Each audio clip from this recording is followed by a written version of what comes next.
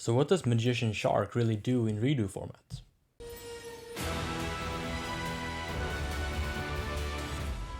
If I go first in game 1 and it's a blind matchup, meaning I don't know what my opponent is playing, I would do this combo. I would normal summon Magician, trigger the Shark in my hand to summon him to the field. Since a wind-up effect was activated, I can summon a Magician from my deck with Magician's effect. Then I can use Shark to turn into level 3, trigger this Magician to summon a Rat from my deck.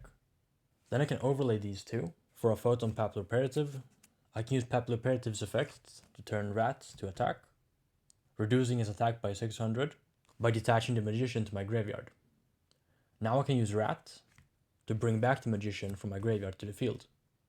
Here I can overlay the Rat and Shark for Send Mighty, activate the effect of Send Mighty by detaching the Shark to the grave to summon a Rabbit to my field. Then I can trigger Magician's effect since a wind-up effect was activated, and I can summon a second Magician from my deck. Now my field is full, so I can use the Rabbit to tag out, and thus trigger the new Magician that was summoned from Magician.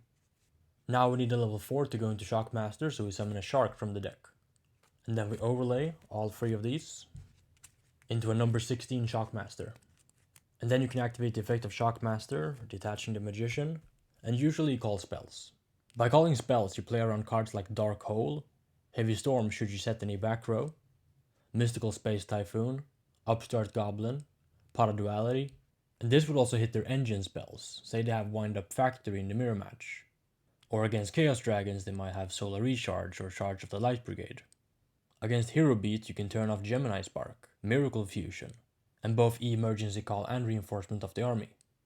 Now, should you not have any back row to defend this field, then you're very weak to your opponent's Magician Shark combo, Rescue Rabbit, or even Guaiba to attack over this and then summon a Guaiba from deck. Does that mean you should sometimes call Monster with Shockmaster? Yeah, but maybe not all the time. What you call with Shockmaster, or even if you go for this combo, depends very much on the cards in your hand. And if this is game 2 or game 3 post-side, you may want to do something a little bit different. Despite the Rabbit coming back, you're still very susceptible to a Dark Hole, should you not call spells with the Shockmaster. And if the meta is Shockmaster call spells with this setup when you open Magician Shark going first, perhaps your opponent will have Needle Sealing, Rivalry of Warlords, or Gozen match when they go second into your field. Any of these 3 blowout traps can be absolutely devastating to the field you've assembled. And with the Rabbit coming back, you're completely playing into Sealing, or any of these boardbreaker floodgates. So if you open Magician Shark, should you just pass and not do the combo at all? Because here, if they flip a Rivalry, Gozen, or Needle Sealing, you just lose your entire field. These 2 are lights, so the Gozen match would not be the most devastating, but should they have Rivalry or Needle Sealing, your entire board gets wiped. Should this be the meta, I think there's a better combo to go for. If we side in 1 copy of Wind Up Hunter, there's a very cool combo we can go for, featuring Magician Shark. So you start with Magician, reveal Shark, summon Shark, trigger Magician, summon Magician from deck, use Shark to go down to level 3, trigger Magician, summon Hunter from your deck. Here you activate Hunter by tributing one of the Magicians, and handloop your opponent for 1. Then you overlay these 2 into a Send Mighty, use Send Mighty's effect, detach Hunter, summon Rat from your deck. Rat goes to defense to summon Hunter from the grave. Here you use Hunter's effect by triggering the second Magician to rip yet another card away from your opponent's hand, and then you overlay these 2 into a Send Mains. Should you not have a trap card here, another option is to summon the Send Might in attack position, and instead of making Send Mains, you make a Giga Brilliant. With Brilliant, you detach the Hunter and boost up Send Mighty to 1800 attack points. Thus, an opposing Cabasols or Guaiba, for example against the Rabbit deck, cannot run him over. And you have insane guaranteed follow-up next turn with the Send Mighty's effect.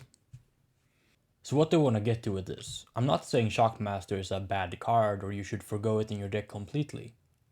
I think the Shock Lock is an incredible tool against certain decks like Chaos Dragons. Particularly if you have a way to counter Dark Hole, or you're not very scared of it, and thus you can make Shockmaster to call monsters. And the Shockmaster can also be good into a board. Say your opponent has a Tragodia in hand, or a Gorse, or they might have a face down Raikou or Geargia armor. If you can summon Shockmaster and call monsters, and then you can just attack over it, or into their battle hand trap and they cannot use it, that's a very powerful interaction, which could arguably make windups the best deck in REDU format. But blindly going for the Shock Lock turn 1 and auto-losing to a Rivalry, Gozen, or Needle Sealing should you not have the answer to any of these cards, is in my opinion the wrong way to play the deck. In REDU format, all of these cards are at free. Now they likely won't have free needle stealing, free Gozen match, and free rivalry in their deck, right? But it's not unreasonable to side deck 2 or 3 rivalry, or 2 or 3 copies of Gozen match, along with 1 or 2 copies of needle stealing. And for the trap heavy decks of the format, they can also have other cards to stop you. What if they compulse away your Shockmaster in standby phase? And they set a torrential tribute. So I think it's just something that you have to figure out for your own. When is the correct time to go for this handloop combo, and when is the correct time to go for a shock lock? I think REDU format is far from being solved. And this is just one of the many ideas I have for this format, and how to counteract what people are currently playing. So if you guys enjoy this content, make sure to leave a like and comment, so I know that people are enjoying these discussions. I've had a lot of fun talking about and playing this format. So if you guys want to see a particular deck from this format, just let me know in the comments, and I hope you found this insightful. Have a good rest of your day. If you enjoy my content, make sure to also subscribe to my second channel, linked in the description box down below. There I'll be posting more personalized and exclusive content.